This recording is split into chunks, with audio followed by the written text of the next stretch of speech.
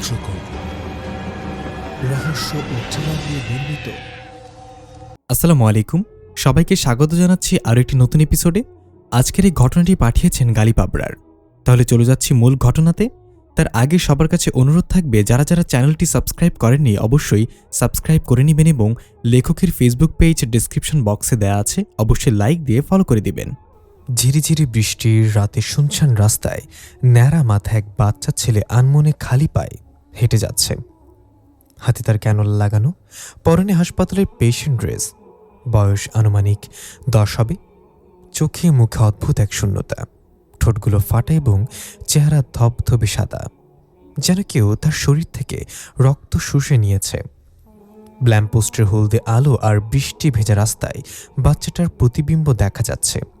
হঠাৎ একটা ল্যাম্পপোস্টের বাতি ফ্লিকার করতে শুরু করলো। বাচ্চাটা থমকে দাঁড়িয়ে আস্তে আস্তে মাথা উঠিয়ে উপরে বাতিটার দিকে তাকালো এবং সেটা ক্লিয়ার ফ্লিকার করা বন্ধ হয়ে গেল। বাচ্চাটা আবার সামনের দিকে হাঁটা দিল, কিন্তু লক্ষ্য করা যায় এবার বাচ্চাটা একা না, তার পেছনে কালো এক অবয়ব একই তালে হেঁটে চলেছে। কিছুটা দূরে যেতেই প্রচণ্ড বিকট শব্দে বজ্রপাত হলো, সাথে বিদ্যুৎ চমকানিতে চারিদিক আলোকিত হয়ে গেল কিছুক্ষণের জন্য। বাচ্চাটার চেহারায় ভয় জেগে উঠল। 2 হাত দিয়ে কান চেপে ধরে বসে পড়ল রাস্তায়। তার পুরো শরীর কাঁপছে অদ্ভুতভাবে। মুখ গিয়ে গঙ্গানির মতো শব্দ হচ্ছে। হঠাৎ তার চুলবিহীন ন্যাড়া মাথায় একটা মসৃণ আলোকিত হাতের স্পর্শ পেল। বাচ্চাটা ধীরে ধীরে শান্ত হয়ে মাথা তুলে তাকিয়ে দেখল কোকড়া চুলের এক সুদর্শন যুবক তার পাশে বসে আছে। মুখে তার অদ্ভুত মায়াবী এক হাসি। বাচ্চাটা কোনো প্রতিক্রিয়া না দেখিয়ে আবার উঠে দাঁড়িয়ে আগের মতোই আনমনে হাঁটা দিল। পেছন থেকে ওই সুদর্শন যুবক বলল, হাসপাতাল থেকে কেন পালিয়ে এলে? বাচ্চাটা হাঁটা বন্ধ না করেই আস্তে করে বলল, আমার ইচ্ছে হয়েছে তাই। তুমি কে? দেখা গেল সে পেছন থেকে বাতাসের মতো হাওয়ায় মিলে গিয়ে আবার বাচ্চাটার পাশে এসে দৃশ্যমান হল এবং একসাথে হাঁটতে শুরু করলো। বাচ্চাটা তার দিকে একবার তাকিয়ে বলল, নিজের কাজ করো গিয়ে, আমাকে যেতে দাও। সে হালকা শব্দ করে হাসি দিয়ে বলল, যাও, আমি তো তোমার পথ আটকে দাঁড়াইনি। এমনিতেও আজকাল পাশাপাশি চলার মানুষ খুব কমই আছে, সবাই একে অপরকে পেছনে ফেলে এগিয়ে যেতে চায়। বাচ্চাটা বলল, কিন্তু তুমি তো মানুষ না। সে জিজ্ঞাসা করলো, এটা জানার পরেও তুমি ভয় পাচ্ছ না? বাচ্চাটা ক্লান্তি ভরা কণ্ঠে বলল, তুমি কি মৃত্যুর চেয়েও ভয়ানক? সে বলল, না। বাচ্চাটা বলল, তাহলে তোমাকে কেন ভয় পাবো? আমি তো আগে থেকেই মৃত্যু পথযাত্রী। এই বলে বাচ্চাটা এক জায়গায় দাঁড়াল এবং আশেপাশে তাকিয়ে পাশের একটা বড় গাছের শিকড়ের উপর গিয়ে বসল। ওই সুদর্শন যুবকও বাচ্চাটার পাশে এসে বসল। ততক্ষণে বৃষ্টি থেমে গিয়েছে, শুধু গাছের পাতায় জমে থাকা পানি টুপটুপ করে পড়ছে। বাচ্চারা জিজ্ঞাসা করলো, এবার বলো তুমি কে? সে একটু চুপ থেকে মাথা চুলকে বলল, আমি নাইল, তোমার রক্ষক। বাচ্চাটা ফিক করে হেসে দিয়ে বলল, আমার রক্ষক? তাহলে নিশ্চয় জানো আমি খুব তাড়াতাড়ি মরতে চলেছি। তুমি কি পারবে আমাকে মৃত্যুর কবল থেকে রক্ষা করতে? নয়েল খুব স্বাভাবিকভাবেই জবাব দিল, মৃত্যু তো অনিবার্য, সবাইকে মরতে হবে, আজ অথবা কাল। তবে আমি চাইলে তোমার মৃত্যুর সময় বদলে দিতে পারি। বাচ্চাটা এবার কৌতূহল নিয়ে হাত বাড়িয়ে দিয়ে বলল, আমার নাম সিয়াম। নাইল সিয়ামের সাথে হাত মিলিয়ে বলল, হ্যালো সিয়াম, আমার নাম নাইল। সিয়াম বলল, জানি, একবার বলেছ হচ্ছে এটা। নাইল বলল, আমার বাবা বলেছে ভালো কাজ 2 বার করলেও সমস্যা নেই। সিয়াম বলল, এটা জরুরি না। মনে করো ডাক্তার আমার অপারেশন করার পর সেটা সাকসেসফুল হলো, এটা নিশ্চয়ই ভালো কাজ। এখন ডাক্তার যদি এই ভালো কাজ 2য় বার করতে যায় তাহলে আমার সোজা উপরের টিকিট কেটে যাবে। নাইল মাথা চুলকে বলল, ভালো প্যাচ দিছো তো। আচ্ছা, যাই হোক, চলো হাসপাতালে, অনেক ঘোরাঘুরি হয়েছে। সিয়াম বলল, তুমি কিন্তু এখনো বললে না তুমি কে? নাইল আবার মাথা চুলকে বলল, আমার সম্পর্কে যত কম জানবে তত বেশি দিন বাঁচবে। সিয়াম উঠে চলে যেতে বলল, বারবার মাথায় চুলকাও কেন? ধইঞ্চা পাতা রস দিয়া মাথা ধুলে সব উকুন চলে যাবে। নাইল সেখানে বসে সিয়ামের চলে যাওয়ার দিকে তাকিয়ে রইল। কিছুটা দূরে গিয়ে সিয়াম থেমে গেল এবং পেছনে তাকিয়ে নাইলকে জিজ্ঞাসা করল, আর কখনো এসব মজা করবে না আমার সাথে? আমি জানি আর কয়েকদিনের মাঝে আমি মারা যাব, আর আমি এটা মেনেও নিয়েছি। মিথ্যা আশা জাগিয়ে আমার মাঝে মৃত্যুর ভয় ঢুকিয়ে দিও না। নাইল বলল, তোমার কি বাঁচার জন্য জেদ নেই? সিয়াম শুকনো ঠোঁটে একটু হাসি দিয়ে বলল, আল্লাহর ফয়সালা মেনে নেওয়া শিখে গেলে মন জেদ করা ছেড়ে দেয়। এই বলে সিয়াম চলে গেল। নাইল শুধু একটু মুচকে আসলো এবং মাথা চুলকে নিজেকেই নিজে বলল, এটা এত সহজ হবে না তোর জন্য নাইল। আগে ওর বিশ্বাস অর্জন করতে হবে, ওর মাঝে বেঁচে থাকার জেদ ফিরিয়ে আনতে হবে। দৃশ্য পরিবর্তন। ভোরের আলো ফুটেছে, পাখিদের কিচিরমিচির ডাকে চারিদিক মুখরিত। মুসল্লিরা ফজরের নামাজ শেষে মসজিদ থেকে ফিরছে। একটা ডুপ্লেক্স বাড়ির ভেতর থেকে মেয়ে কণ্ঠে সূরা বাকারা এর তেলাওয়াত ভেসে আসছে। বাড়িটার সামনে সুন্দর এক ফুলের বাগান, বিভিন্ন রং বেরঙের প্রজাপতির ফুল উড়ে উড়ে বেড়াচ্ছে। তেলাওয়াত বন্ধ হয়ে গেল। দোতলার ব্যালকনি থেকে পর্দাটা সরে গেল। জায়নামাজ ভাঁজ করতে করতে ব্যালকনিতে এলো পরীর মতো দেখতে একটা মেয়ে।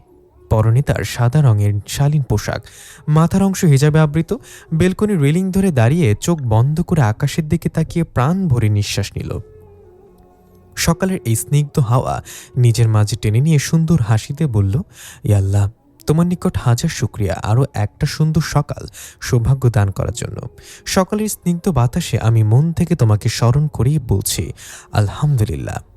এই বলে সে আরও কিছুক্ষণ দাঁড়িয়ে থেকে ভেতরে চলে গেল। মেয়েটার নাম ফামিলা। ফামিলার বাবা ইমতিয়াজ খান এই এলাকার মেয়র। বাবার এত টাকা পয়সা আর পাওয়ার থাকার পরেও ফামিলার জীবনবৃত্ত অতি সাধারণ। 10 বছর বয়সে মাকে হারানোর পর থেকে কখনো নামাজ কাজা করেনি। ফজরের পর কোরআন তেলাওয়াত করে দৈনন্দিন রুটিনের একটি। বাবাকে অনেক ভালোবাসে আর বাবা ইমতিয়াজ খানও ফামিলাকে নিজের জীবনের চেয়েও বেশি ভালোবাসে। স্ত্রীর মৃত্যুর পর ফামিলার মুখের দিকে তাকিয়ে দ্বিতীয় বিয়ে করেননি। পরবর্তী দৃশ্যে দেখা যায় ফামিলা ভার্সিটি যাওয়ার জন্য বাস স্ট্যান্ডে বসে আছে। প্রাইভেট কার থাকা সত্ত্বেও ফামিলা সবসময় বাসে করেই যাতায়াত করে বন্ধুদের সাথে। কানে হেডসেট লাগিয়ে গজল শুনতে শুনতে আশেপাশে তাকাচ্ছে। একটু দূরেই দুইজন কালো কোট পরা লম্বা চওড়া লোক দাঁড়িয়ে আছে বুকে হাত বেঁধে। এদের মাঝে একজনের নাম তামিম মৃধা এবং অপরজনের নাম নিয়াজ উদ্দিন। এই দুজন ফামিলার বডিগার্ড। মানা করা সত্ত্বেও বাবা ইমতিয়াজ খান এই দুজনকে নিযুক্ত করেছে ফামিলার সেফটির জন্য।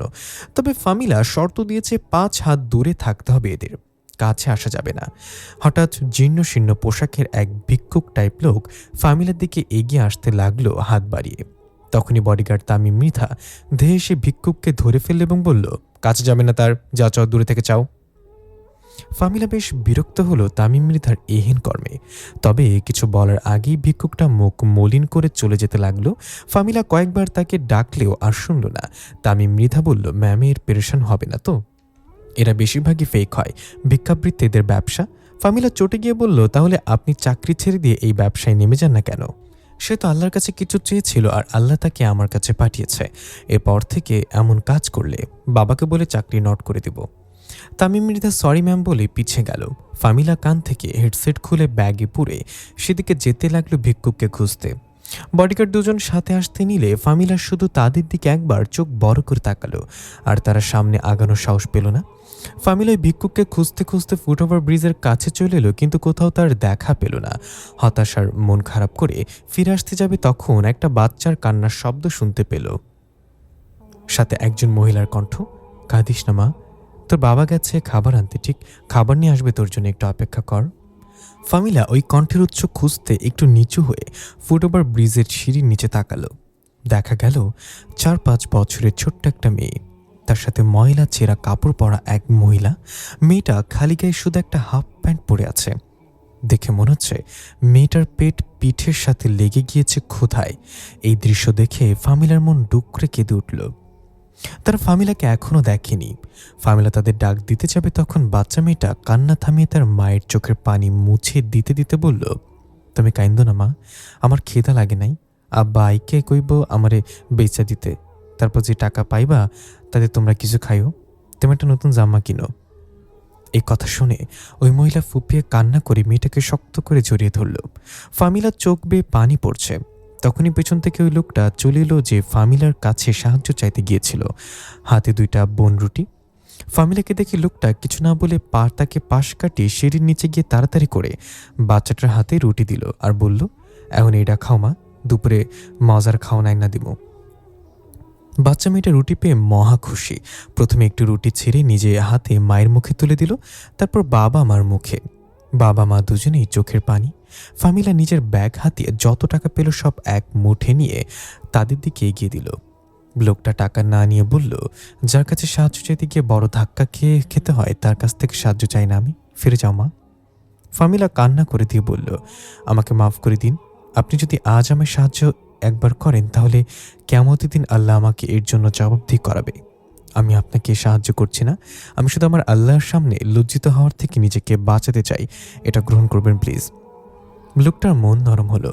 সে ফামিলার হাত থেকে টাকাগুলো নিল এবং বলল, জানি না তুমি কোন বাবা মায়ের সন্তান, নিশ্চয়ই তারা জীবনে অনেক ভালো কাজ করেছে যে তোমার মতো সন্তান পেয়েছে। ফামিলা বলল, আমি মেয়র ইমতিয়াজ খানের মেয়ে, বাবাকে সবাই চিনে।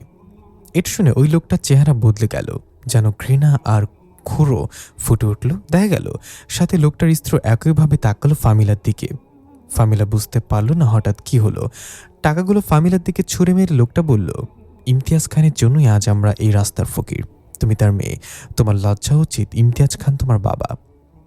ফামিলার মাথায় যেন আকাশ ভেঙে পড়ল বাবা সম্পর্কে এই কথা শুনে। তাদেরকে প্রত্যুত্তর দেওয়ার জন্য ফামিলার মুখে কোনো কথাই যেন ফুটছে না। কোনো মতে ফামিলা বলল, আমার বাবা অনেক ভালো মানুষ। তার সম্পর্কে এমন কথা বলার সাহস হয় কিভাবে আপনাদের? লোকটা কর্কশ কণ্ঠে বলল, ভালো মানুষ? তোমার বাবা একটা পিশাচ, আমাদের মতো গরিবদের রক্ত চুষে খেয়ে আজ তার আঙ্গুল ফুলে কলা গাছ। ফামিলার প্রচণ্ড রাগ উঠলেও নিজেকে যতটা পারে শান্ত রাখল। এরপর জিজ্ঞাসা করল, আচ্ছা আমার বাবা আপনার কি ক্ষতি করেছে বলুন? এবার লোকটা বলল, ক্ষতি না, সে আমাদের সবকিছু কেড়ে নিয়েছে। নতুন রেল প্রকল্প যখন এসেছিল তখন রেল লাইন করার জন্য যে রুট নির্ধারণ করা হয়েছিল সেই রুটে আমার বাপ দাদা রেখে যাওয়া শেষ সম্বল বাড়িটা চলে আসে। ওই বাড়িটা ছাড়া আমার আর কিছুই ছিল না। অন্য জমিতে কামলা দিয়ে দিন এনে দিন খেতাম, তবুও আল্লাহর কাছে শুকরিয়া আদায় করতাম মাথার উপর চাল তো আছে। কিন্তু রেল লাইন করার জন্য ইমতিয়াজ খান আমার আর ওই বাড়িটা ভেঙে ফেলার সিদ্ধান্ত নেয়। বিনিময়ে সামান্য কিছু টাকা আমাকে দেওয়ার প্রতিশ্রুতি দেয়, কিন্তু আমি কোটি টাকার বিনিময়েও ওই বাড়ি ছাড়তে রাজি হইনি, কারণ ওটা আমার বাপ দাদার স্মৃতি। ইমতিয়াজ খান জোর খাটাতে লাগলো, তার লোকবল দিয়ে বিভিন্নভাবে আমাকে হুমকি ধামকি দিতে লাগলো। আমার এই বাচ্চা মেয়েটা গুম করে ফেলার হুমকিও দিয়েছিল, তাতেও আমি রাজি হইনি। পুলিশ প্রশাসনের কাছে গিয়েও কোনো লাভ হয়নি, কারণ সবাই ইমতিয়াজ খানের পোষা কুকুর। যখন কোনোভাবেই আমি রাজি হইনি তখন এক রাতে আমার বাড়িতে আগুন লাগিয়ে দেওয়া হয়। আমার ছোট্ট মেয়েটা আর স্ত্রী নিয়ে কোনোরকম পালিয়ে চলে এসেছিলাম সেদিন। সবকিছু শুনে ফামিলা স্তব্ধ হয়ে গেল। যেই বাবাকে নিজের জীবনের চেয়েও বেশি ভালোবাসে, যাকে ছাড়া জান্নাতে যাওয়ার কথা কখনো চিন্তা করে না, মা ফামিলা, সেই বাবা এত নীচ কাজ কিভাবে করল? এর জন্য বাবাকে জবাব দিতে হবে। ফামিলা তাদেরকে আশ্বস্ত করল, আপনারা সবকিছু ফিরে পাবেন, আমি আবার আসব। এই বলে ফামিলা হনহন করে হেঁটে চলে গেল। দূর থেকে বডিগার্ড তামিম মৃধা দৌড়ে এসে ওই লোককে জিজ্ঞাসা করল, কেমন হলো যে ম্যাম এভাবে রেগে চলে গেল? সত্যি করে বলো, কি বলেছ তাকে? লোকটা বলল, তোমাদের ম্যাডামের কাছে জিজ্ঞাসা করো গিয়ে। তামিম মৃধা বলল, আরে বৃদ্ধা, সে সাহস থাকলে কি তোমাকে জিজ্ঞাসা করতাম নাকি? দৃশ্য পরিবর্তন। নাইল হাতে একটা ঘাড় মটকানো সাদা রঙের বক পাখি নিয়ে হেঁটে কোথাও যাচ্ছে। পাশে কোথাও থেকে পানির কলকল শব্দ ভেসে আসছে, মনে হচ্ছে আশেপাশে ছোট্ট কোনো নদী বয়ে গিয়েছে। হাঁটতে হাঁটতে একটা তাঁবুর সামনে গিয়ে থামল। তাঁবুর ভিতর থেকে হালকা টিমটিম আলো আসছে। নাইল তাঁবুর সামনে গিয়ে একটু কাশি দিল। ভেতর থেকে বৃদ্ধ কণ্ঠের কেউ একজন কাশতে কাশতে বলল, আয়। নাইল ভিতরে প্রবেশ করতে করতে বলল, কত করে বললাম কাশির ওষুধ খাও, কবে যেন কাশির সাথে দমটা বের হয়ে যাবে ঠুস করে। দেখা গেল সাদা জুব্বা পরা, মুখে হালকা হালকা সাদা দাড়িওয়ালা এক বৃদ্ধ আসন করে হাওয়ায় ভেসে আসছে। নাইল হাতে থাকা বক পাখিটা একটা পাত্রে রেখে বলল, ও বুড়ো সুপারম্যান, এবার নিচে নামো, জরুরি কথা আছে। বৃদ্ধ এক চোখ খুলে ধীরে ধীরে নিচে নেমে এল এবং জিজ্ঞাসা করল, আমার খোরাক এনেছিস? নাইল বক পাখিটা দেখিয়ে বলল, ওই যে রাখা আছে, আমি যাওয়ার পর ঠুসে নিও। তোমার এইসব কাঁচা খাবার খাওয়া দেখলে আমার পেট গুড়গুড় করে। এখন কাজের কথা শোনো। ফামিলার কাছাকাছি যাওয়ার রাস্তা আমি পেয়ে গেছি। দৃশ্য পরিবর্তন। ফামিলা ভার্সিটি থেকে ফিরেছে। আজ মনটা ভীষণ খারাপ। বাবার সাথে এই বিষয়ে কথা বলতেই হবে। বিজনেসের কাজে বাবা দেশের বাইরে গিয়েছে, যদিও আরও 3 দিন পর ফেরার কথা, কিন্তু এখন আজকে আসতে হবে। এই বিষয়টার সমাধান না হলে আমার ঘুম হারাম হয়ে যাবে। এসব ভাবতে ভাবতে ফামিলা বাড়ির গেট দিয়ে প্রবেশ করতেই চোখ পড়ল ফুল বাগানে কে যেন হেঁটে বেড়াচ্ছে। দেখা গেল এটা সেই ন্যাড়া মাথার সিয়াম। সিয়ামের ফামিলার প্রতিবেশী।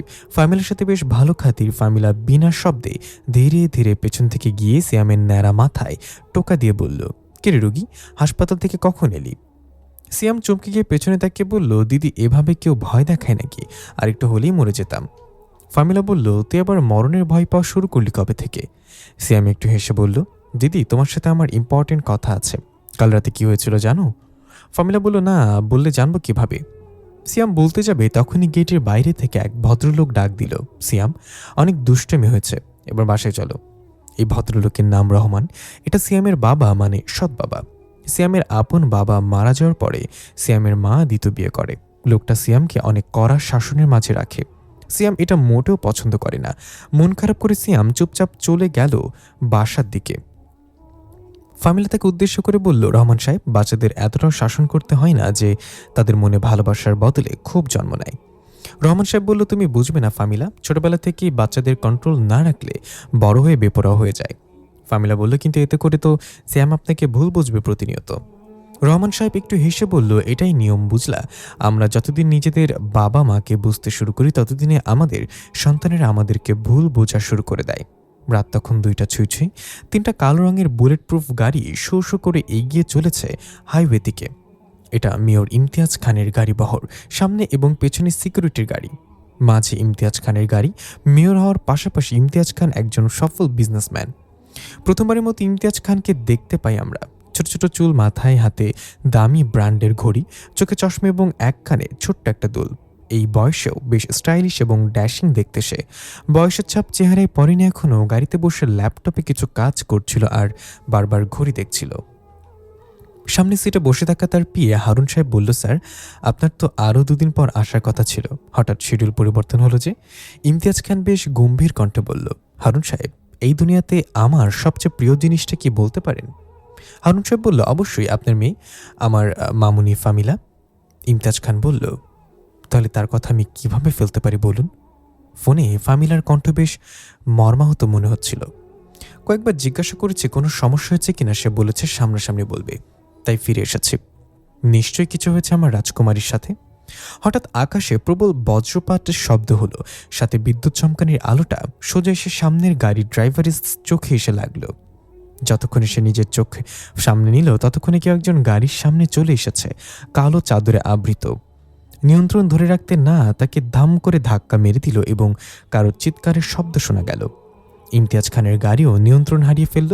2টা গাড়ি সোজা রাস্তা থেকে নেমে কয়েকটা পাল্টি খেয়ে খালি ময়দানে আছড়ে পড়ল। শুধু পেছনে থাকা গাড়িটা নিয়ন্ত্রণ না হারিয়ে কোনো রকম একপাশে ব্রেক করল এবং সিকিউরিটি টিম তাড়াতাড়ি করে গাড়ি থেকে নেমে ইমতিয়াজ খানকে বাঁচানোর জন্য দৌড়ালো। এদিকে দেখা যায় রাস্তার আশেপাশে কালো চাদরে আবৃত সেই অবয়ব গাছের সাথে হেলান দিয়ে বসে আছে। কোকড়াতে কোকড়াতে নিজের মুখ থেকে চাদর টান দিয়ে সরাতেই দেখা গেল এটা নাইল। বেশ আহত হয়েছে সে। চাদরটা ছিঁড়ে হাতের ক্ষত স্থানে বাঁধতে বাঁধতে বলল, রিক্সটা একটু বেশি হয়ে গেছে, মনে থাকলে এমন রিক্স আর নিব না, মরতে মরতে বেঁচেছি, কিন্তু কাজ হলো কিনা সেটা দেখতে হবে। এই বলে উঠে দূর থেকে দৃষ্টিপাত করলো সেই দিকে যেখানে ইমতিয়াজ খানের গাড়ি অ্যাক্সিডেন্ট করেছে। দেখা গেল সিকিউরিটি গার্ডরা ইমতিয়াজ খানকে আহত অবস্থায় গাড়ি থেকে টেনে বের করছে। এটা দেখে নাইল রসময় এক হাসি দিয়ে বলল, কাজ হয়ে গেছে, এবার পরের অংশ। দৃশ্য পরিবর্তন। ফামিলা নফল নামাজ পড়ে জায়নামাজ ভাঁজ করতে করতে ঘড়ির দিকে তাকিয়ে দেখল রাত 2:35। এখনো বাবা আসছে না কেন? এয়ারপোর্ট থেকে তো এতক্ষণে চলে আসার কথা। তখনই ফামিলার ফোনে রিং হলো। তাড়াতাড়ি করে ফোনটা হাতে নিয়ে স্ক্রিনে তাকিয়ে দেখল হারুন আঙ্কেল কল করেছে। ফামিলা একটু চিন্তিত হয়ে ফোন রিসিভ করে বলল, হারুন আঙ্কেল, বাবা কোথায়? আশপাশ থেকে হারুন সাহেবের কথা শুনে ফামিলার মাথায় যেন আকাশ ভেঙে পড়ল। আর কোনো কথা না বলে ফোনটা রেখে বেরিয়ে পড়ল হাসপাতালের উদ্দেশ্যে। চোখ দিয়ে পানি পড়ছে আর ঠোঁট কাঁপিয়ে বারবার বাবা বাবা বলে কান্না করছে। গ্যারেজে গাড়িটার কাছে গিয়ে আবারও ফিরে এলো। ফামিলা কোনো এক কারণে গাড়িতে চড়তে ভয় পায়। এত রাতে অন্য কোনো যানবাহনও পাওয়া যাবে না, কিন্তু হাসপাতালে তো যেতেই হবে। ফামিলা ঠিক করলো হেঁটেই চলে যাবে, মাত্র আধা ঘন্টার রাস্তা। এই ভেবে হনহনিয়ে হাঁটা দিল গেট খুলে। দেখা গেল প্রতিবেশী সেই ন্যাড়া মাথার সিয়াম নামের ছেলেটা 3 তলা থেকে জানলা দিয়ে তাকিয়ে ফামিলা চলে যাওয়ার দিকে লক্ষ্য করে মুচকে মুচকে হাসছে। কিছুটা দূরে যেতে ফামিলা লক্ষ্য করলো কিছু বখাটে রাস্তার পাশে বন্ধ থাকা চায়ের দোকানের বেঞ্চে বসে আড্ডা দিচ্ছে। ফামিলার ভেতরে একটু ভয় কাজ করা শুরু করলো। ফামিলা এই ছেলেগুলোকে ভালো করে চেনে। এরা বাবার বিরোধী দলীয় নেতার সাঙ্গপাঙ্গ। এত রাতে ফামিলাকে একা দেখলে নিশ্চয়ই ক্ষতি করার চেষ্টা করবে। ঠিক তাই হলো। তাদের চোখ পড়ে গেল ফামিলার উপর। ফামিলা তাদেরকে পাশ কাটিয়ে চলে যেতে নিলে একজন লাফ দিয়ে এসে দাঁড়ালো সামনে এবং হাসতে হাসতে বলল, আজ দেখি চাঁদ মাটিতে নেমে এসেছে। দেখ ভাই, ইমতিয়াজ খানের ডিমের ভেতরে থাকা বাচ্চাটা বাইরে এসেছে। ফামিলা খুব শান্ত গলায় বলল, দেখো, আমার বাবা অ্যাক্সিডেন্ট করেছে, আমি হাসপাতালে যাচ্ছি, আমার পথ ছাড়ো। বকাটে ছেলেটা বলল, আরে বাহ, এটা তো তাহলে মোক্ষম সুযোগ। এখন যদি ইমতিয়াজ খানের এই চাঁদকে গুম করে দেই তাহলে সে কিছুই করতে পারবে না। হাসপাতালের বেডে শুয়ে থেকে সে কী বা করবে? এই বলে সবাই একসাথে অট্টহাসিতে ফেটে পড়ল। ফামিলার প্রচণ্ড রাগ উঠল এবং কিছু না ভেবেই কষে এক চড় মেরে দিল তার গালে। এবার বকাটেওটা প্রচণ্ড রেগে ফামিলার চুলের মুঠি ধরে বলল, আজকে তোকে আমার হাত থেকে কেউ বাঁচাতে পারবে না। ইমতিয়াজ খানের অহংকার ধুলোই মিশে দেব আমি। ফামিলা তার হাত থেকে নিজেকে ছাড়ানোর চেষ্টা করতে করতে বলল, উপরে আল্লাহ আছে, তিনি নিশ্চয়ই তোর মতো হারামজাদার হাতে আমার মৃত্যু লিখে রাখিনি। আর হ্যাঁ, আল্লাহর সাহায্য অতি নিকটে। এটা বলতে কোথা থেকে যেন একটা ধারালো ছুরি এসে ফামিলার চুলের মুঠি ধরে রাখা হাতটা কবজি থেকে আলাদা করে দিল এক ঘায়ে। ফামিলা ছিটকে গিয়ে অন্য পাশে পড়ে গেল। হাত কেটে যাওয়া বকাটে চিৎকার করতে করতে মাটিতে লুটিয়ে পড়ল আর্তনাদে। অন্য বকাটেরা ঢোক গিলতে গিলতে নিজেদের কাছে থাকা ছোট্ট চাকু বা লোহার স্টিক বের করে চারপাশে তাকাতে লাগলো। হঠাৎ অদৃশ্য থেকে একটা শিকল উড়ে এসে একজনের গলায় পিচে গেল এবং এক খেচকা টানে চিৎকারের সাথে অন্ধকারে মিলে গেল সে। এই দেখে বাকি বকাটেরা ভীত সন্ত্রস্ত হয়ে পালাতে নিলে মোটা একটা গাছের গুড়ি উড়ে এসে তাদেরকে আঘাত করে ফেলে দিল। ফামিলা এসব দেখে নিজেও ভয় পেয়ে গেল। কে করছে এসব? কাউকে দেখা যাচ্ছে না। ফামিলা ভয় উঠে কোনোরকম সেখান থেকে দৌড়ে পালালো। তখন অন্ধকার ভেদ করে আবির্ভাব হলো নায়েলের। ফামিলাকে এভাবে পালাতে দেখে নায়েল বলল, একটা থ্যাংক ইউ না বলে পালিয়ে গেলা, এই জন্যই মানুষ ভালো লাগে না আমার। হাতের কবজি কেটে যাওয়ায় বকাটে তখনও নিচে পড়ে আর্তনাদ করছিল।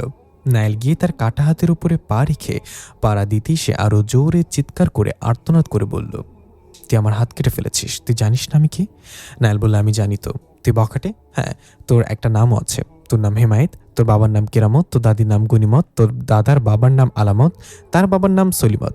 বকাটে বলল, তুই এসব জানিস কিভাবে? কি তুই? তোকে তাই কখনো দেখিনি। নায়েল তার হাতে আরও জোরে পাড়া দিয়ে বলল, আমার সম্পর্কে যত কম জানবি তত বেশি দিন বাঁচবি। এখন কান খুলে শুনে রাখ, ফামিলের দিকে আবার যদি কখনো চোখ তুলে তাকাস তাহলে পরের বার চোখগুলো উপড়ে ফেলবো। ফামিলা আমার মাল, মাল না না, এটা বাজে শব্দ। ফামিলা আমার আইটেম, না না, এটাও মানে না। তাহলে ফামিলা আমার কি লাগে? বকাটে তুই বল, ফামিলা আমার কি লাগে? বকাটে কান্না করতে করতে বলল, ভাই তুই যেই হোস না কেন, এটা বুঝেছি তুই সাধারণ কেউ না, আমাকে যেতে দে। আমি আর কখনো ফামিলার দিকে না, শুধু ফামিলা না, কোনো মেয়ের দিকে চোখ তুলে তাকাবো না, এমনকি আমার বউয়ের দিকেও না। নাইল বলল, এই তো লাইনে এসেছিস, যা ছেড়ে দিলাম, তাড়াতাড়ি হাসপাতালে গিয়ে মলমপট্টি কর, নইলে ইনফেকশন হয়ে যেতে পারে। বকেটে উঠে দৌড় দিল নিজের কাটা হাতের কবজি অন্য হাতে নিয়ে। নাইল এক জায়গায় বসে ভাবতে লাগলো, ফামিলা আমার কি হয় তাহলে? একটা নাম তো দিতে হবে এই সম্পর্কের, না হলে সম্পর্ক শুরু হওয়ার আগেই শেষ হয়ে যাবে। কি নাম দেয়া যায়? তখন পাশের ঝোপঝাড় থেকে গলায় শিকল প্যাঁচানো অন্য আরেক বখাটে বের হয়ে এসে মুখ থেকে লতা পাতা বের করে থুতু করে ফেলে আওড়াতে আওড়াতে চলে যাচ্ছিল। নায়েল তাকে ডাক দিল, এদিকে আসো বৎস। সে পেছনে তাকিয়ে বলল, আর মায়েরে না ভাই, আমি জায়গা। নায়েল বলল, এখন না, ভাঙিয়ে ভাঙিয়ে মারবো এখন নায়েলে। এই শুনে ভয়ে ভয়ে নায়েলের সামনে এসে দাঁড়ালো। নায়েল জিজ্ঞাসা করল, কখনো প্রেমে পড়েছিস? সে একটু লজ্জা পেয়ে বলল, পড়ছিলাম, একটা মেয়ের প্রেমে। নায়েল তার মাথায় টাপলি মেরে বলল, তো ছেলের প্রেমে কেউ পড়ে নাকি হতচ্ছাড়া? সে মাথা ডলতে ডলতে বলল, হ্যাঁ পরে তো ভাই, আমি যার প্রেমে পড়েছিলাম সে অন্য আরেক ছেলের প্রেমে পড়েছিল। নায়েল বলল, কার কাছে কি জিজ্ঞাসা করছে আমি? তুই আমার মাথা খারাপ করিস না, যা এখান থেকে। সে যেতে যেতে বলল, ভাই আমার ওই একতরফা প্রেমিকার নাম ছিল চুমকি, তাই আমি তাকে পরি বলে ডাকতাম, একদম পরীর মতো সুন্দর আসিল। নায়েলের মনে এই কথাটা গেঁথে গেল, তাহলে ফামিলাকে আমি পরি বলে ডাকবো, কিন্তু তাহলে তো এই বলদের প্রেমিকার নামের সাথে মিলে যাবে। ভিন্ন কিছু ট্রাই করা যাক, পরির সাথে কিছু একটা লাগানো যাক, পরিমণি। আর এই ধুর, এটা কি বললাম, আই হেট ম্যাগি নুডলস। তাহলে কি বলা যায়? ডানা কাটা পরি। হুর, এটাও মানায় না। হুর, হ্যাঁ হুর। হুর পরি কেমন হয়? ইয়াস, এটাই বেস্ট। ফামিলা আমার হুর পরি, আমার হুর পরি। এই বলে হাতের ইশারায় ফামিলার মতো এক আলোর অবয়ব বানিয়ে তার হাতে ধরে হাঁটু গেড়ে বসে অদৃশ্য থেকে একটা গোলাপ এনে এগিয়ে দিয়ে বলল, তুমি কি আমার হুরপুরি হবে? পরবর্তী দৃশ্যে দেখা যায় ফামিলা তখনও হাঁপাতে হাঁপাতে দৌড়াচ্ছে আর বারবার পেছনে তাকাচ্ছে। চেহারা দেখে বোঝা যাচ্ছে বেশ ভয় পেয়ে আছে। চোখের সামনে বখাটে কাটা হাত আর অদ্ভুতভাবে সবার আহত হয়ে যাওয়া। কে ছিল সে? ভাবতে ভাবতেই ফামিলা শুনতে পেল বাইকের আওয়াজ। একটু থেমে পেছনে তাকিয়ে দেখলো আলো দেখা যাচ্ছে, কেউ বাইক নিয়ে আসছে। ফামিলার মন একটু শান্ত হলো, তার কাছে হেল্প পাওয়া যাবে নিশ্চয়ই। ফামিলা রাস্তার পাশে দাঁড়িয়ে হাত বাড়িয়ে বাইক থামাতে ইশারা দিল। বাইকের চেহারা স্পষ্ট হলে দেখা যায় এটা নাইল। নাইল একটু মুচকে এসে মনে মনে বলল, তুমি ইশারা না দিলে আমি দেখতাম, তোমার জন্যই তো এত সব। সামনে এসে বাইক থামিয়ে নাইল ফামিলাকে না চেনার ভান করে বলল, জি বলুন ম্যাডাম, এনি সমস্যা? ফামিলা একটু ভ্রু কুচকে বলল, বেশি কথা না বলে আমাকে একটু হাসপাতালে পৌঁছে দিন, ভাড়া যা হবে তার ডাবল দিব। নাইল একটু আশেপাশে তাকিয়ে বলল, এই শুনশান রাস্তায় এত রাতে আপনি একা একটা মেয়ে, নিশ্চয়ই আপনি কোনো ডাকাত দলের সর্দার। আপনারা সাঙ্গপাঙ্গর আশেপাশে লুকিয়ে আছেন, আপনি ইশারা দিলেই তারা আমার উপর ঝাঁপিয়ে পড়বে। ফামিলা হা করে বলল, হোয়াট? আমাকে দেখে কি আপনার ডাকাত মনে হচ্ছে? নাইল বিড়বিড় করে বলল, মনে তো হচ্ছে আমার হুড়পড়ি, কিন্তু সরাসরি বলতে পারছি না। ফামিলা একটু রেগে বলল, কি বিড়বিড় করছেন? দেখি সামনের দিকে যান, আর মাঝে ওই ছেলেটা কি হেলমেট দিয়ে দেন।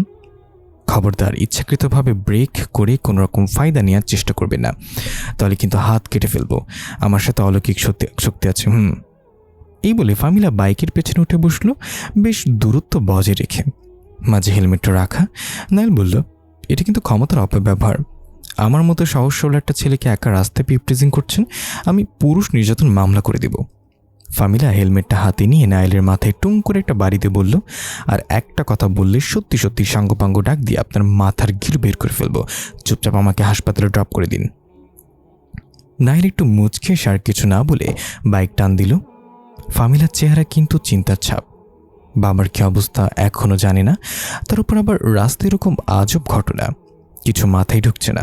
মনে মনে বলছি, আল্লাহ, বাবার জন্য কিছু না হয়, তুমি সর্বশক্তিমান, তোমার রহমতের চাদরে জড়িয়ে বাবাকে রক্ষা করো।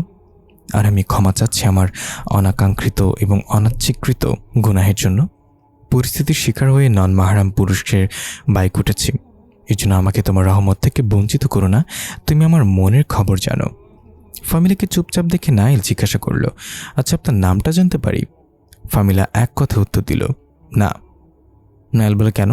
নাম বলে কি পরে ক্ষতি হয়ে যাবে নাকি, ক্ষয় হয়ে পড়ে যাবে নাকি? ফামিলা একটু বিরক্ত হয়ে বলল, চুপ থাকেন তো। নাইল এবার কিছুক্ষণ চুপ থেকে বলল, আসার সময় দেখলাম রাস্তায় কিছু মানুষ আহত হয়ে পড়ে আছে চা দোকানের সামনে, আপনার কি মনে হয় তাদের কে মেরেছে? ফামিলিটা ভেবে বলল, আমি মেরেছি, কারণ তারা বেশি কথা বলে আপনার মতো। এখন আপনি যদি চুপ না হন তাহলে ওই অবস্থা আপনার হবে। নাইল মুচকি এসে মনে মনে বলল, তোমার এই কোমল হাতের ছোঁয়া পাওয়ার জন্য একবার হলেও মার খেতে চায় আমার হুড়পড়ি। দৃশ্য চলে আসে হাসপাতালে। নাইল পার্কিং প্লেসে বাইক থামিয়ে পেছনে ফিরতে দেখলো ফামিলা নেই। আরে গেল কোথায়? ওই তো দৌড়ে চলে যাচ্ছে। এই যে হুড়পড়ি, সরি নাম না জানা পড়ি, আমার ভাড়াটা দিয়ে যান। ফামিলা আবার ব্যাক এসে নিজের হাত থেকে স্বর্ণের আংটিটা খুলে নাইলের হাতে দিয়ে বলল, কিপটা ব্যাটা, এটুকু রাইটের জন্য আবার ভাড়া নিতে হয়? এই বলে চলে গেল। তাড়াতাড়ি নাইলকে কিছু বলার সুযোগ না দিয়েই নাইল আংটিটা হাতে নিয়ে আবার সেই রহস্যময় হাসিতে বলল, এই কাজটাও সহজ হয়ে গেল, সবকিছু কেমন যেন সহজে হয়ে যাচ্ছে। দৃশ্য পরিবর্তন। অপারেশন থিয়েটারের সামনে কয়েকজন পুলিশ আর কালো পোশাকের সিকিউরিটি গার্ড দাঁড়িয়ে আছে। একটু দূরেই চেয়ারে মাথা নিচু করে বসে আছে হারুন সাহেব। তার চোট ততটা গভীর না, তার শরীরের বিভিন্ন জায়গায় ব্যান্ডেজ করা। দূর থেকে ফামিলাকে হন্তদন্ত হয়ে আসতে দেখে হারুন সাহেব তাড়াতাড়ি এগিয়ে গেল। ফামিলা এসে পাগলের মতো জিজ্ঞাসা করতে লাগলো, আঙ্কেল, বাবা কোথায়? বাবা ঠিক আছে তো? আপনি এখানে কেন? আপনার বাবার কাছে থাকা উচিত ছিল, কথা বলছেন না কেন? হারুন সাহেব বলল, শান্ত হও মা, তোমার বাবার অস্ত্রোপচার চলছে এখনো, আমরা সবাই পেরেশান, তুমি শান্ত একটু বসো। ফামিলা কান্না করতে করতে বলল, আপনি থাকতে বাবা আঘাত পায় কিভাবে? আপনি কি করেছিলেন তখন? আর কিভাবে হলো এটা? আমি এই জন্যই গাড়িতে চড়তে ভয় পাই। এই গাড়ি আমার মাকেও খেয়ে ফেলেছে, আজ আমার বাবাকেও খেতে চলেছে। আমার বাবার কিছু হলে আপনাদের কাউকে আমি ছাড়বো না বলে দিলাম। হারুন সাহেব ফামিলার বাহুতে ধরে চেয়ারে বসিয়ে দিল এবং বলল, কিছু হবে না তোমার বাবার, আল্লাহকে ডাকো, এখন উত্তেজিত হওয়ার সময় না মা। ফামিলা নিজের মুখমণ্ডল চেপে ধরে ফুপিয়ে কান্না করতে করতে বলল, সব দোষ আমার, আমি কেন বাবাকে প্রেশার দিলাম ফিরে আসার জন্য? আমার জন্যই বাবারই অবস্থা আজ। আমি যদি আজকে আসতে না বলতাম তাহলে বাবা এখনো সুস্থ অবস্থায় থাকতো। কেন করলাম এটা আমি? তখন অপারেশন থিয়েটার থেকে ডাক্তার বের হলো। ফামিলা দৌড়ে গিয়ে জিজ্ঞাসা করলো, বাবা বাবা কেমন আছে ডক্টর? ডাক্তার বলল, don't worry, he is out of danger, তবে জ্ঞান ফিরতে একটু সময় লাগবে। এটা শুনে ফামিলার দেহে যেন প্রাণ ফিরে এলো। ফামিলা জিজ্ঞাসা করলো, আমি কি বাবার কাছে একটু যেতে পারি? ডাক্তার বলল, হ্যাঁ যেতে পারবেন, তবে বেশিক্ষণ না। দৃশ্য পরিবর্তন। নাইল হালকা আলো আধারিতে দাঁড়িয়ে আছে একটা কবরস্থানের সামনে। একটু দূরেই একটা নতুন কবর দেখা যাচ্ছে। বাঁশের কঞ্চির বেড়াটা এখনো তাজা। নাইলের হাতে ফামিলার আংটিটা। নাইল আংটিটার চোখের সামনে এনে বলল, চলো তোমাকে বসে আনা যাক আমার হুরপুরি। কবরস্থানের শুনশান নীরবতায় নাইল দাঁড়িয়ে আছে। গাছের পাতার ঝনঝন শব্দে পাখিগুলো এক ডাল থেকে ওই ডালে উড়ে যাচ্ছে। নাইল চাইলেও কবরস্থানে প্রবেশ করতে পারছে না, কারণ সে ইমানদার জিন্না। ফামিলার আংটিটা হাতের তালুতে ঘুরছে। নাইল কারোর জন্য অপেক্ষা করছে যে তাকে সাহায্য করবে। কিছুক্ষণ পরেই কোদাল হাতে নিয়ে এক মধ্যবয়স্ক লোক সেখানে আসলো। এই লোকের নাম চুন্নু মিয়া, কবরস্থানের কেয়ারটেকার। নাইল আগেই চুন্নু মিয়ার সাথে চুক্তি করেছিল একটা আত্মহত্যা করা মেয়ের লাশ লাগবে, এই জন্য চুন্নু মিয়া অনেক টাকা পাবে। চুন্নু মিয়া লোভী প্রকৃতির মানুষ। টাকার কথা শুনে নাইলের কথায় রাজি হয়ে গিয়েছে, তবে সে জানে না নাইল এক জিন। চুন্নু মিয়া সেখানে এলে নাইল তাকে বলল, 10 মিনিট দেরি করেছেন আপনি, আপনাকে আমার দরকার না হলে এখন 10টা আঙ্গুলি কেটে নিতাম। চুন্নু মিয়া বলল, এসব হুমকি ধামকি দিয়েন না, যদি পছন্দ না হয় তাহলে অন্য কাউকে দেখেন। নাইল বলল, আপনি ডিমান্ড তো দেখি প্রেসিডেন্টের মতো। যাই হোক, কাজ শুরু করে দেন।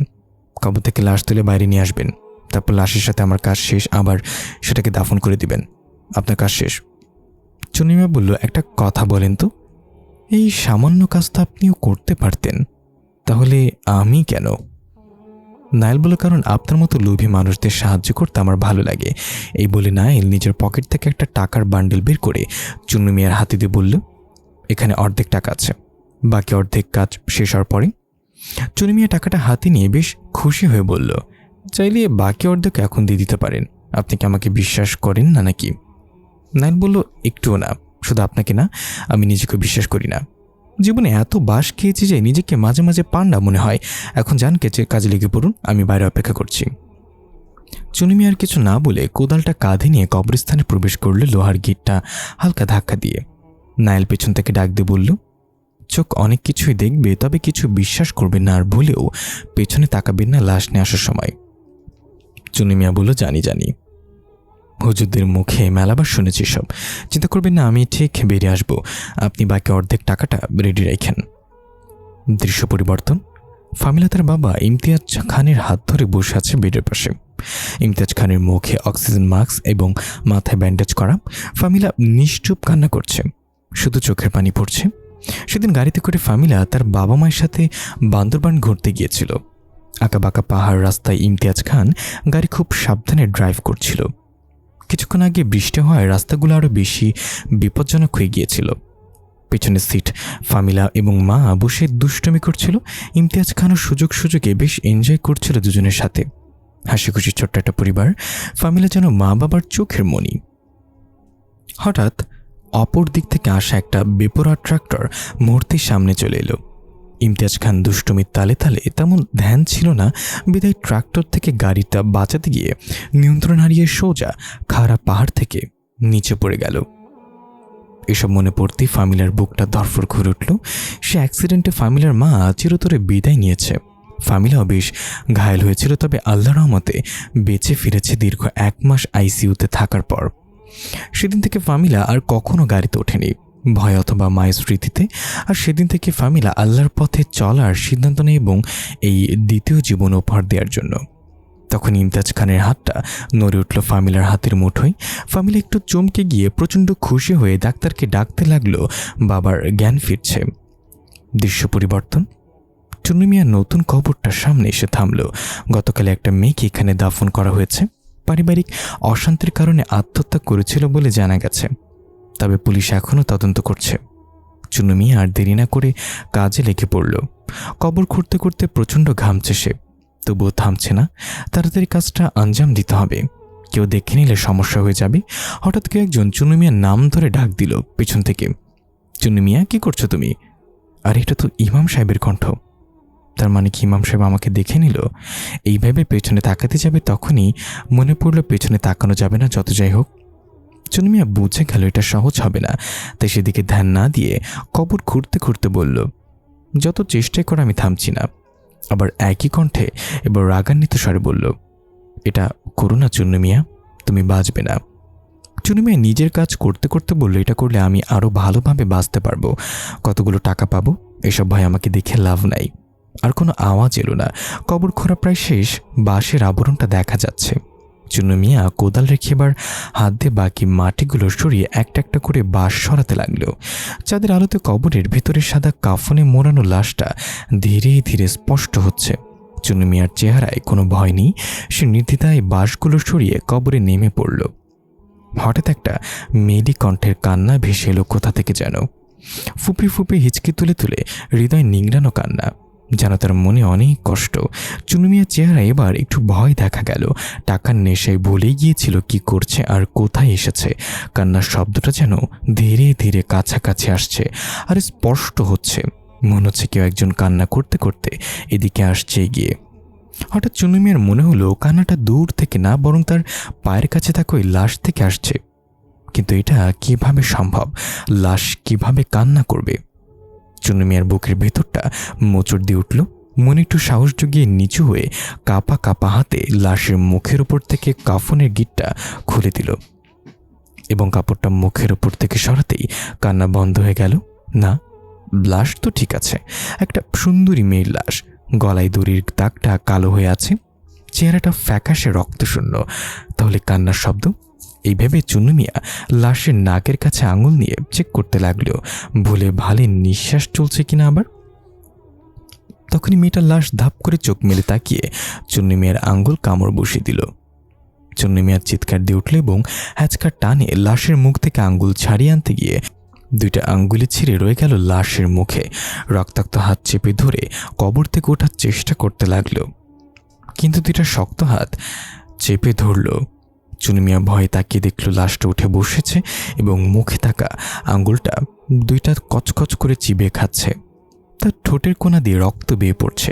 এই দৃশ্য দেখে চুন্নু মিয়া নিজেকে ধরে রাখতে পারল না। মাথা চক্কর মেরে জ্ঞান হারিয়ে কবরেই পড়ে রইল। তখন দেখা গেল কবরের উপরে দুইটা আলো রোশনির মতো দাঁড়িয়ে আছে এবং তারা কবরে মাটি ফেলছে। এদিকে নাইল কবরস্থানের বাইরে অপেক্ষা করছে, উকি দিয়ে দেখছে আর বলছে, এতক্ষণ তো লাগার কথা না, কি করছে সে? নাকি অর্ধেক টাকা নিয়ে অপর পাশ দিয়ে ভাগছে? তাহলে তো আমার হাতে মরবে নিশ্চিত। তখন দেখতে পেল কেউ দূর থেকে চুন্নু মিয়ার সাদা কাফনে মোড়ানো লাশ কাঁধে নিয়ে আসছে। নাইলের মুখে হাসি ফুটল এটা দেখে। অবশেষে তার কাজ করছে। কিন্তু যখন চুন্নু মিয়ার খুব কাছাকাছি এলো, তখন নাইলের মুখের হাসিটা চিন্তায় রূপ নিল। ঘাড় কাত করে তাকিয়ে বলল, আচ্ছা তাহলে এই ব্যাপার। চুন্নু মিয়া কবরস্থানের গেটে এসে বের না হতেই ভিতরে লাশটা নামিয়ে রাখলো এবং রোবোটিক কণ্ঠে বলল, এই নিন আপনার লাশ, আমার কাজ শেষ। নাইল একটু হেসে বলল, তাহলে তাকে মেরে ফেলেছ? হ্যাঁ। কবরস্থানের ভেতরে থাকা চুন্নু মিয়া বলল, তুমি কি ভেবেছ আমার ঘোলরা থাকতে এত সহজেই তোমার উদ্দেশ্য সফল হয়ে যাবে? নাইল বলল, না সেটা কখনো ভাবিনি। আমি জানতাম তোমরা বাধা সৃষ্টি করবে, এটা তো ট্রায়াল ছিল, পরের বার আমি নিজে আসবো, তৈরি থেকো। চুন্নু মিয়া রূপ ধারণ করা ঘোলজিন বলল, তুমি যে আগুন নিয়ে খেলা শুরু করেছ, ওই আগুনে নিজেই পুড়ে ছারখার হয়ে যাবে। তুমি যার পেছনে লেগেছ সে সৃষ্টিকর্তার একজন একনিষ্ঠ বান্দি। আগেও চেষ্টা করেছিলে কয়েকবার, তবে সফল হওনি। তার কোনো ক্ষতি তুমি করতে পারবে না। নাইল বলল, এই গুজব কে ছাড়ালো যে আমি তার ক্ষতি করতে চাই? সে আমার হুরপুরি। গুলজিন বলল, তাহলে তাকে বশ করতে চাও কেন? তোমার উদ্দেশ্য কি? নাইল বলল, উদ্দেশ্য প্রকাশ হয়ে গেলে কখনো সফল হওয়া যায় না। খুব শীঘ্রই জানতে পারবে আমি কি চাই এবং কেন চাই। তৈরি থেকো, আমি আসবো আমার দরকারি জিনিসটা নিতে। এটা বলতেই গুলজিন হাওয়ায় মিলে গেল, সাথে নিচে পড়ে থাকা লাশটাও। নাইল বলল, আরে বিদে না বলে চলে গেল? না, সিনিয়রদের সম্মান করতে জানো না আজকালকার জিন পোলাপান। আর বেচারা চুন্নু মিয়া লোভ করতে গিয়ে জীবনটাই হারালো। যাক, কি আর করার, কাল না হয় 2 কেজি জিলাপি দিয়ে মিলাদ পরিয়ে দেব চুন্নুর নামে। এই জন্য গুরুজনেরা বলে, গিয়েছ তাতি লোভে অতি নষ্ট। দৃশ্য পরিবর্তন। ইমতিয়াজ খানের জ্ঞান ফিরেছে। ফামিলা হাত ধরে বসে আছে পাশেই। দরজায় সিকিউরিটি দাঁড়িয়ে আছে 2 জন। হারুন সাহেব চেয়ারে বসে আছে। ফামিলা বলল, আই এম সরি বাবা, আমার জন্য এসব হয়েছে। আমি যদি তোমাকে আসতে না বলতাম তাহলে তুমি এখন সুস্থ থাকতে। ইমতিয়াজ খান আলতো করে ফামিলার হাত চেপে ধরে ধীর কণ্ঠে বলল, না আম্মাজান, নিজেকে ব্লেম দিও না। আল্লাহ লিখে রেখেছেন বলেই হয়েছে। আর আল্লাহ হয়তো আমাকে বাঁচিয়ে রেখেছেন তোমার দেয়ার বদলতে। তা না হলে এমন অ্যাক্সিডেন্ট থেকে বেঁচে থাকার কথা না। ফামিলা বলল, না বাবা, তবু আমার খুব গিল্টি ফিল হচ্ছে। ইমতিয়াজ খান ফামিলাকে আশ্বস্ত করলো, এমন কিছু হয়নি। যে এমন জিজ্ঞাসা করলো, এখন বলো কি হয়েছে? হঠাৎ এত জরুরি তলব কেন? কেউ কি আমার আম্মাজানকে বিরক্ত করছে? ফামিলা একটু চুপ থাকলে এবং হারুন সাহেবের দিকে তাকালো। ইমতিয়াজ খান বুঝতে পারল এটা পার্সোনাল কথা। শুধুমাত্র চোখের ইশারা দিল। হারুন সাহেব এবং সিকিউরিটি গার্ডরা রুম থেকে বের হয়ে গেল। ইমতিয়াজ খান বললে, এবার বলো আম্মাজান কি হয়েছে? ফামিলা একটু সেই ভিক্ষুক দম্পতির পুরো ঘটনাটা বলতে শুরু করলো। কেন তাকে তার বাড়ি থেকে উৎখাত করা হলো, কেন তাকে তার ভিটে মাটির জন্য প্রাপ্য মূল্য দেওয়া হলো না। যদি সত্যি বাবা তুমি এই অন্যায় করে থাকো তার সাথে, তাহলে আল্লাহর কাছে কঠিন জবাবদিহি করতে হবে কিয়ামতের দিন। কারণ আল্লাহ কখনো মানুষের হক নষ্ট করার গুনাহ মাফ করে না যতক্ষণ না ভুক্তভোগী তাকে মাফ করে। সবসময় ইমতিয়াজ খানের চেহারা যেন অগ্নিমূর্তি ধারণ করলো। রাগে হাতের রগগুলো ফুলে উঠল। ইমতিয়াজ খান বলল, আম্মাজান, এই রাজনৈতিক জীবনে কোনো মানুষ পুরোপুরি পাপ মুক্ত থাকতে পারে না। এটা একটা কাদা মাখা রাস্তা। তুমি যত নিজেকে কাদা থেকে বাঁচাতে চাইবে, একটু হলেও ছোট হলেও গায়ে এসে লাগবে। তবে বিশ্বাস করো, আমি এমন কোনো কাজ করিনি যাতে মানুষের হক নষ্ট হয়। আর এখন যে অভিযোগটা তুমি করছো, এটার ব্যাপারে আমি জানতাম না। এটা হারুন সাহেব ডিল করেছিল। এই বলে ইমতিয়াজ খান রাগান্বিত কণ্ঠে জোরে ডাক দিল, হারুন সাহেব। সাথে সাথে হারুন সাহেব দরজা খুলে রুমে প্রবেশ করে 2 হাত সামনে বেঁধে গোলামের মতো মাথা নিচু করে এসে ইমতিয়াজ খানের সামনে দাঁড়াল এবং বলল, জি স্যার। ইমতিয়াজ খান খুব শান্ত গলায় জিজ্ঞাসা করল, গত বছর যখন রেল প্রকল্পের কাজ এসেছিল তখন একটা দরিদ্র ফ্যামিলির ভিটে বাড়ি তার মাঝ চলে এসেছিল। আমি আপনাকে কি বলেছিলাম তখন? হারুন সাহেব সেটা ভুলে যাওয়ার নাটক করে বলল, এত আগের কথা মনে থাকে নাকি স্যার? কোন দরিদ্র ফ্যামিলি কথা বলছেন বুঝতে পারছি না। ইমতিয়াজ খান উঠে বসে বলল, আম্মাজান, তুমি একটু বাইরে অপেক্ষা করো। আমি হারুন সাহেবের স্মৃতি ফিরে আনবা এখন। ফামিলা জানে তার বাবার রাগ সম্পর্কে আজ হারুন সাহেবের রক্ষা নেই। হারুন সাহেব এটা টের পেয়েছে। সামনে ঘেমে চলেছে সমানে। রুমাল দিয়ে বারবার চেহারার ঘাম মুছে নিচ্ছে। ফামিলা বলল, বাবা তুমি নিজেকে বেশি উত্তেজিত করো না, ক্ষতি হতে পারে। এই বিষয়টা পরেও দেখা যাবে, আগে সুস্থ হয়ে নাও। ইমতিয়াজ খান বলল, না আম্মাজান, আমি ঠিক আছি। আমি আমার অজান্তে করা ভুলেও দ্রুত শুধরে নিতে চাই, যাতে আমার আম্মাজান জান্নাতে যাওয়ার সময় আমার জন্য অপেক্ষা করতে না হয়। ফামিলা আর কিছু না বলে বাইরে চলে গেল। হারুন সাহেবের জন্য বেশ মায়া হচ্ছে। মানুষটাকে ফামিলা ছোটবেলা থেকেই চেনে। অনেক ভালো একজন মানুষ। হয়তো ভুল করে ফেলেছেন, কিন্তু বাবার মুখের ওপর কথা বলার সাহস ফামিলার নেই। ফামিলা বাইরে চলে গেলে ইমতিয়াজ খান হারুন সাহেবকে কাছে ডাকলেন। হারুন সাহেব ঘাম মুছতে মুছতে তোতলানো কণ্ঠে বলল, কাছে আসার দরকার কি? এখান থেকে কথা বলি না স্যার। ইমতিয়াজ খান চোখ বড় করে তাকাতে হারুন সাহেব কাপা পায়ে সামনে আগালো। ইমতিয়াজ খান ইশারায় বলল পাশে বসতে। হারুন সাহেব নিজের পশ্চাৎ এক হাত দিয়ে ঝেড়ে নিয়ে আস্তে আস্তে বসল। ইমতিয়াজ খান জিজ্ঞাসা করল, এবার বলুন, মনে পড়ছে কিছু? হারুন সাহেব আমতা আমতা করে বলল, না মানে স্যার। এটা বলতেই ইমতিয়াজ খান পাশের টেবিলে রাখা রিপোর্ট ফর্মের ওপর থেকে কলমটা নিয়ে ধাপ করে হারুন সাহেবের হাতে ঢুকিয়ে দিল। এপাশ থেকে ওপাশ হয়ে গেল। হারুন সাহেব চিৎকার করে উঠল। বাইরে বসে থাকা ফামিলা কান চেপে ধরে বলল, গেছে আজ বেচারা। দৃশ্য পরিবর্তন। নায়েল ফাঁকা রাস্তা ধরে আনমনে হেঁটে চলেছে।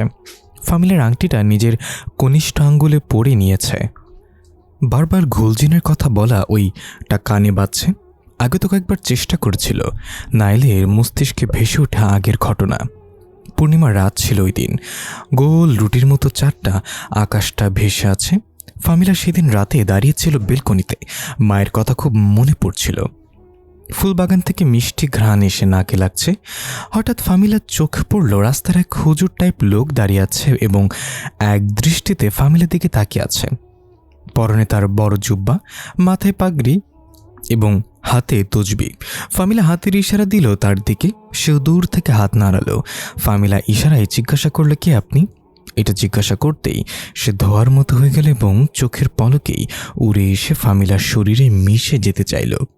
ফামিলা ভয় পেয়ে এক দৌড়ে ভেতরে চলে গেল এবং দরজা বন্ধ করে দিল। তখন দেখা যায় বেলকনিতে আহত হয়ে পড়ে আছে একটা কাক এবং মুহূর্তেই সেটা এক মানবাকৃতিতে রূপান্তরিত হলো।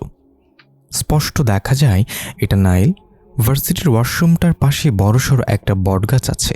গাছটা এতটাই বিশাল যে মাঠের অর্ধেক পর্যন্ত ছায়া দিয়ে রাখে। ব্রেক টাইমে অনেক ছাত্রছাত্রীরা বটগাছের ছায়ায় বসে আড্ডায় মেতে ওঠে। সেদিনটা ছিল বুধবার। ফামিলা ক্লাস শেষ করে ওয়াশরুমের দিকে যাচ্ছিল। যখন সে বটগাছটা পাশ কাটিয়ে যাচ্ছিল তখন কেউ একজন ফামিলার নাম ধরে ডাক দিল। আশেপাশে অনেকে ছিল, তবে ফামিলা বুঝতে পারল না কে ডাক দিয়েছে, আর কণ্ঠটাও অচেনা। সবার মুখের দিকে নজর দিয়ে বোঝার চেষ্টা করলো, কিন্তু কাউকেই সন্দেহ হলো না। মনের ভুল ভেবে ফামিলা আবার সামনে হাঁটা দিল, একইভাবে আবার ডাক দিল।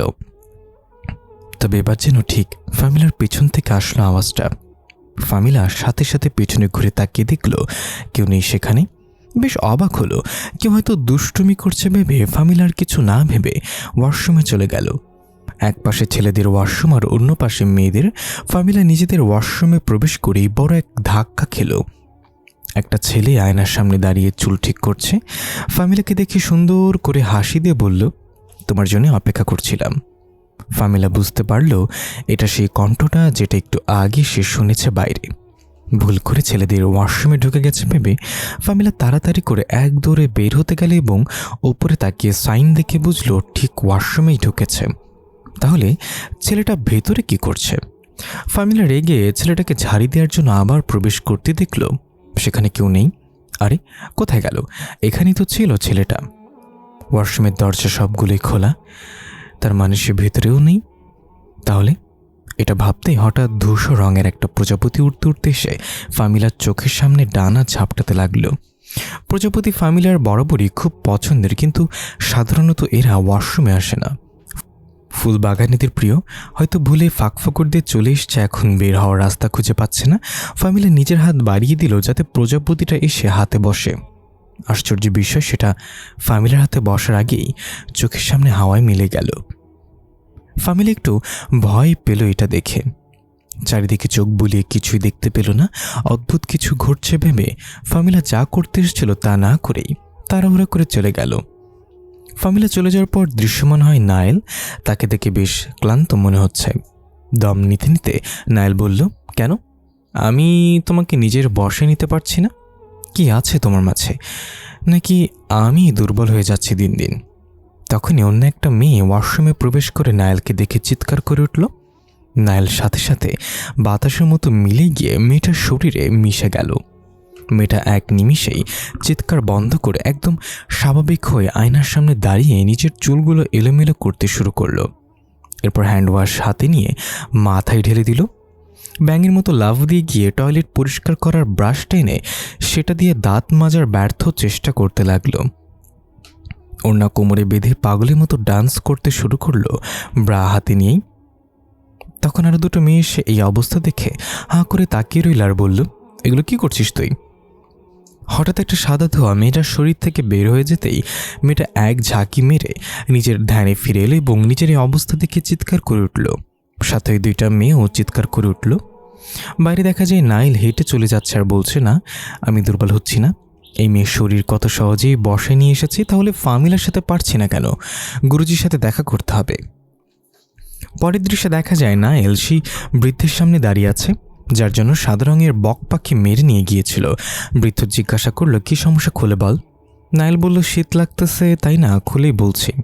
ঘটনা হচ্ছে আমি একটা মেয়েকে নিজের বশে আনতে পারছি না। সেদিন মেয়েটা রাত 2টার দিকে বেলকনিতে দাঁড়িয়েছিল, তা আবার পূর্ণিমা রাতে। আমার শক্তি তখন তুঙ্গে। ভেবেছিলাম হাওয়ার বেগে গিয়ে পকাত করে ওর শরীরে মিশে যাব, কিন্তু ওর শরীর পর্যন্ত পৌঁছানোর আগেই কোন এক অদৃশ্য দেয়াল আমাকে ছিটকে ফেলে দিল। কাকের রূপ ধারণ করে চেকবগের মতো পড়ে গেলাম একদম। ফলাফল কি হলো? মেয়েটা ভয় পেয়ে ঘরে চলে গেল। ভাবলাম নেটওয়ার্ক কানেকশন দুর্বল ছিল, হয়তো তাই কাজ হয়নি, কিন্তু এই ভেবে আজ আবার গেলাম ওর শরীর বশ করতে।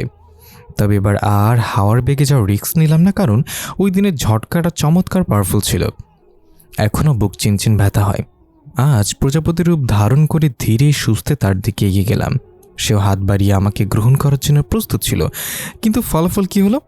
তার কাছে যাওয়ার আগেই আবার সেই ঝটকাটা ফিল করতে লাগলাম। সময় থাকতে অদৃশ্য হয়ে গেলাম।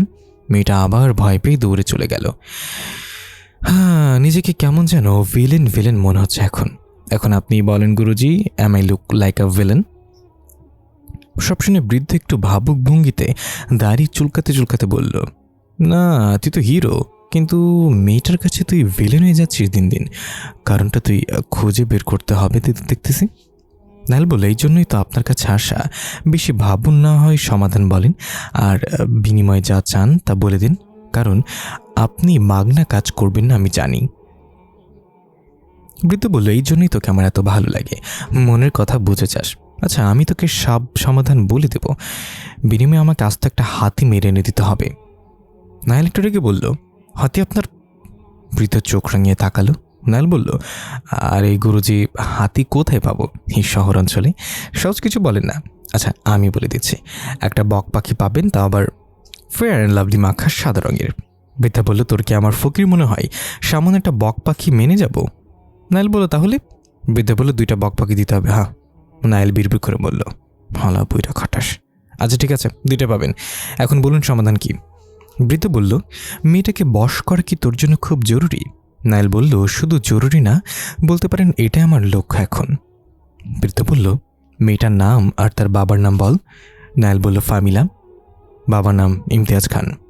বৃদ্ধ বলল, মেয়েটার নাম ইমতিয়াজ খান আর তার বাবার নাম ফামিলা।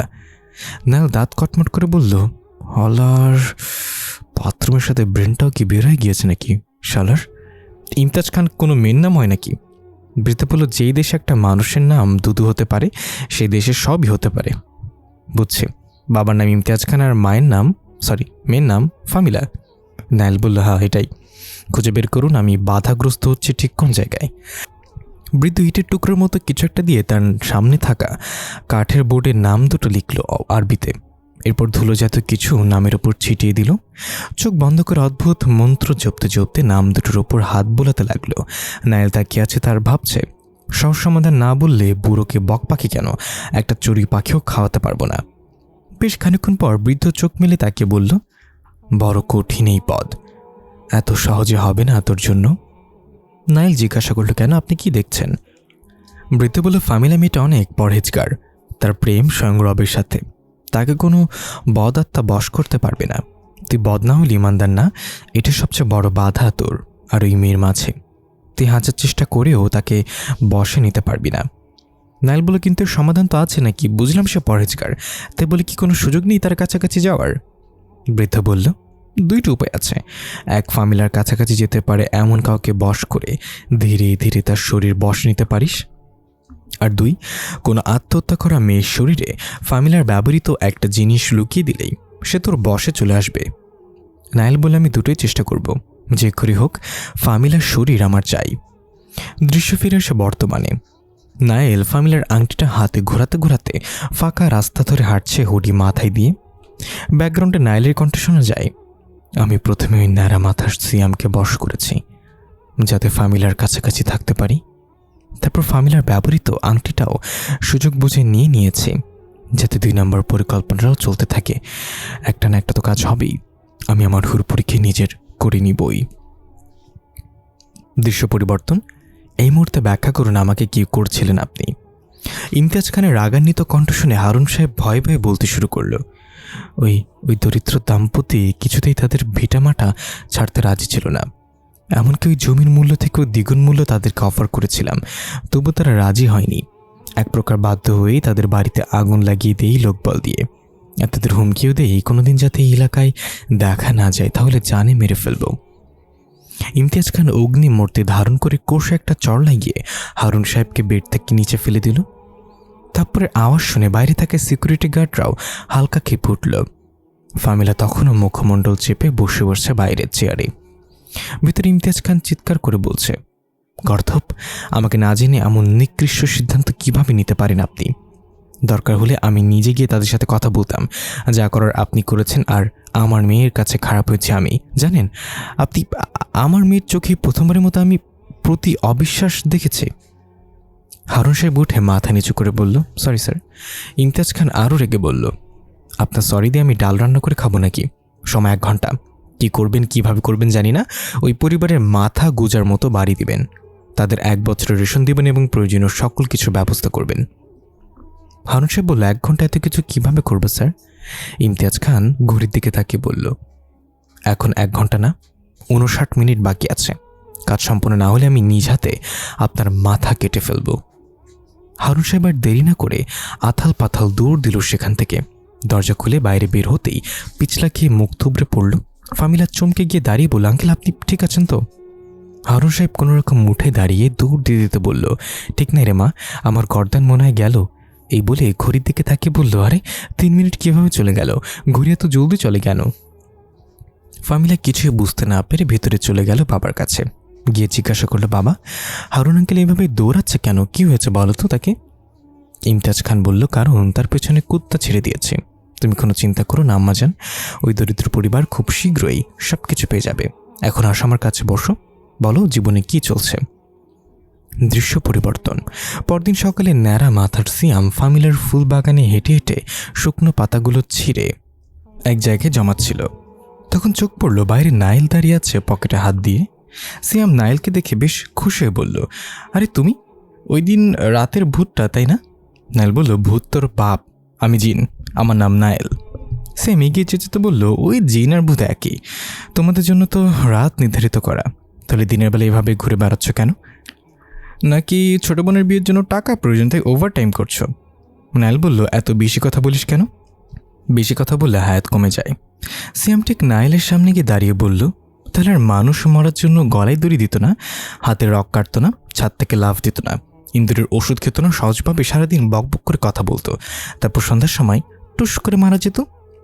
নাইল বলল, মুখটা বন্ধ কর দয়া করে, আমার একটা সাহায্য লাগবে, তুই পারবি? সিয়াম বলল, বলি তো দেখ, জান দিয়ে দেবো। নাইল বলল, তোর এই পুটি মাছের জান আমি চাই না, আমার জন্য একটা কাজ করতে হবে তোকে। সিয়াম বলল, বলো, আমি শুনছি। এই জবা ফুলটা কবরের ওপরে রাখতে হবে, এরপর বোতল থেকে কিছু পানি ফুলটার ওপর ঢেলে দিতে হবে, সবশেষে কবর থেকে 1 মুষ্টি মাটি নিয়ে নিজের কপালে মেখে দিব। তারপর যদি দেখিস জবা ফুলটা ঝরে গিয়েছে তাহলে সাথে সাথে দৌড়ে বের হয়ে আসবি কবরস্থান থেকে, দেরি করা যাবে না। দেখা গেল নাইল আর সিয়াম দাঁড়িয়ে আছে সেই কবরস্থানের সামনে। এতক্ষণ নাইল সিয়ামকে সবকিছু বুঝিয়ে বলছে। সিয়াম একটু ভেবে বলল, তুমি তো বলেছিলে সাহায্য চাও, এখন দেখে জাদুটোনা করতে বলছো। নাইল বলল, এটা কোনো জাদুটোনা না, আমি কবরস্থানে প্রবেশ করতে পারছি না, তাই তোর হেল্প চাচ্ছি। তাই কাজটা করে দিলে তো কবরস্থানে প্রবেশ আমার জন্য কোনো বাধা থাকতে পারবে না। সিয়াম তার ন্যাড়া মাথা চুলকাতে লাগলো।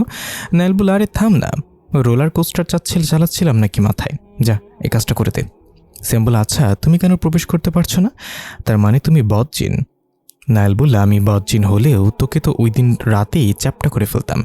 এখন কথা না বাড়িয়ে যা এটা কর, এনে জবা ফুল আর পানির বোতল, যেভাবে বলেছি সেভাবেই করবি। সিয়াম জবা ফুল আর পানির বোতল হাতে নিয়ে বলল, ঠিক আছে, তবে আমার একটা শর্ত আছে। নাইল বলল, জানি তো, চকলেট খেতে চাইবি নিশ্চয়ই, আচ্ছা অনেকগুলো চকলেট এনে দেবো, এবার জানা বাপ। সিয়াম বলল, আস্তে একটা ফকিনি তুমি, সামান্য চকলেটের জন্য আমি এটা করবো না। আমার শর্তটা ফিরে এসে বলবো, আগে তোমার কাজটা করে দিয়ে শান্ত করি তোমাকে। দিনের বেলা হাওয়ায় লোকজনের আনাগোনা দেখা যাচ্ছে, তবে সিয়াম বাচ্চা দেখে কেউ তাকে সন্দেহ করবে না। তখনই এক লোক এসে সিয়ামকে বলল, এই ছেলে, অনেকক্ষণ যাবৎ লক্ষ্য করছি তুমি একা কথা বলছো, কোনো সমস্যা তো তোমার?